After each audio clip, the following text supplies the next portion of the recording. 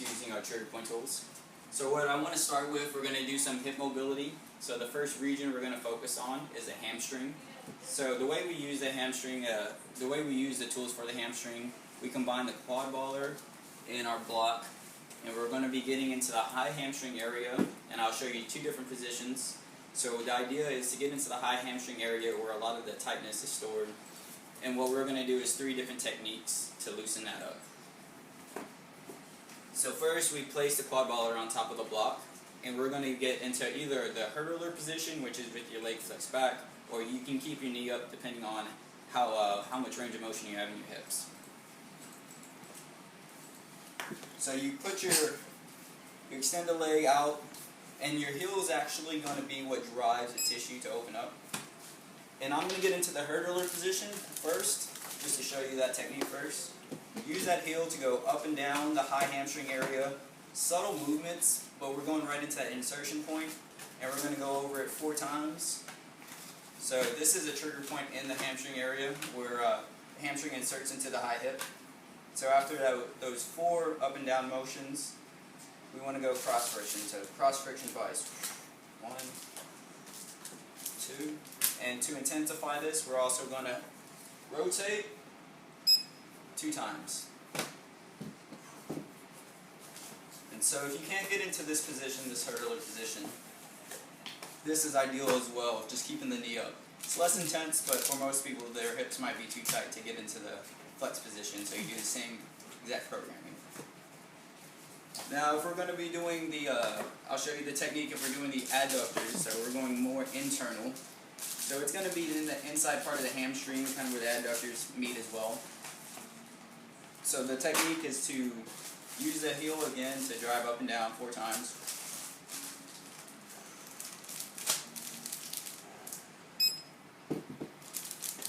And you want to go cross friction twice.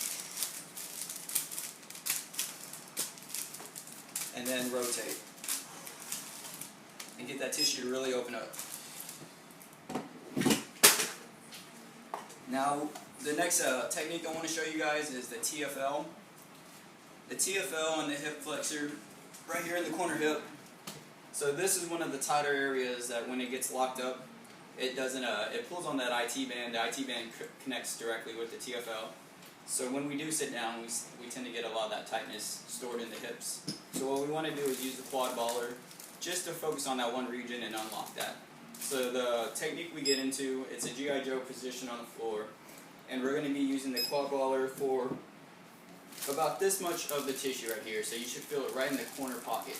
And so we're only focusing on this region for now, just because it's a muscle in itself that needs to be released. So rotate your leg internally, which is how we get into this position. So the G.I. Joe position is this leg is your support leg. Right at it should be the top of the thigh, right getting into that hip is where we're starting. And my leg is rotated internally. And we're going to go up and down 4 times.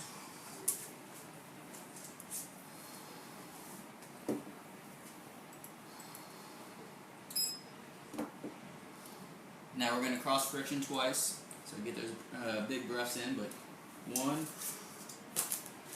2. Now the next motion is to bend the knee up and drop it down to really pull that TFL along the quad baller. So bend up and drop it down.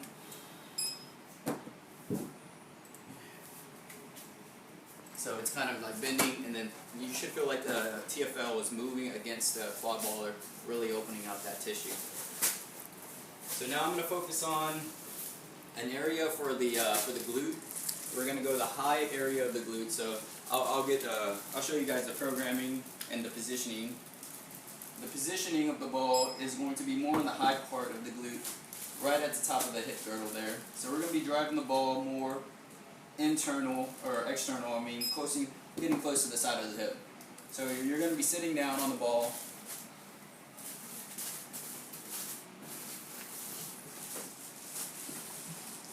And you want to get your knee up and just rotate the hips down and back.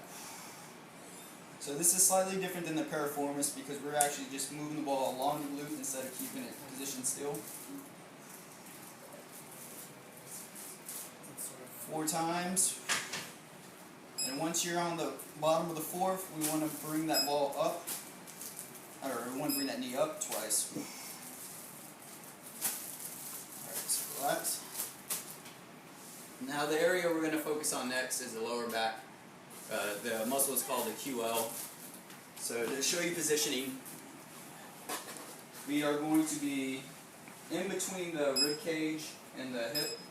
So it's right in that region. The massage ball just gets in there in that tissue. And so we're going to do 3 different movements. The first movement is a hip hike. The second movement is to drop the knee down twice.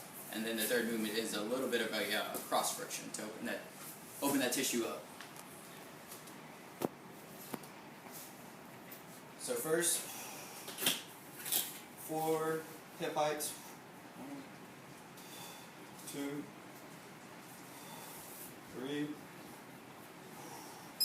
4, and then drop the knee down twice. 1, 2, and then rotate. 1, 2. And so that's focusing on the QL there. Now this next technique I want to show you guys is for the plantar fascia using our footballer. So we can use 2 different types of tools. I'm going to show you using our footballer first, and then also introduce it with the Grid Nano as well.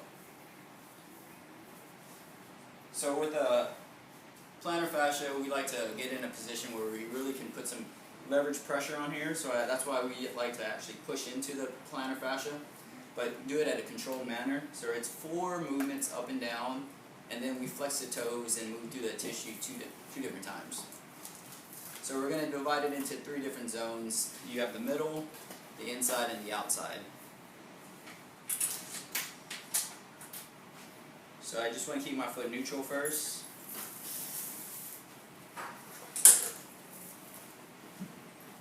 Four times.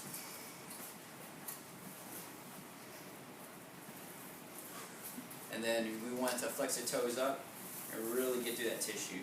So the toes flexing up is actually intensifying the release here, and it just expands the toes up, lengthens the plantar fascia, and really gets it underneath there really well.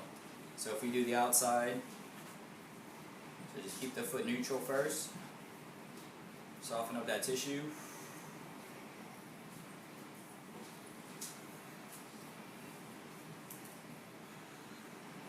Toes up, really get that tissue to open up.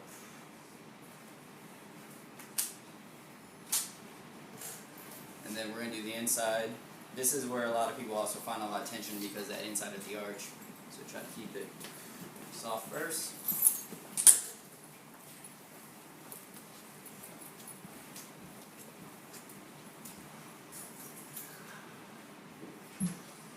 Toes up, and really get that tissue to open up. 1, 2. So that's using this tool, and then we can also do the same with the Grid Nano. The difference between this and the Grid and the footballer. The Grid Nano, since we have these bumps on here, we actually get into the tissue a lot more. So what's also nice about this product, you can stand on it a little easier because it has a wider base. So if we were to do the program standing up, you still want to be able to put a good amount of weight on it, but keep most of the weight still on the foot here. And the same exact programming where we want to do 4 rolls and then extend the toes up and get into that tissue a little more evasively. Okay, I'm going to go ahead and pause it.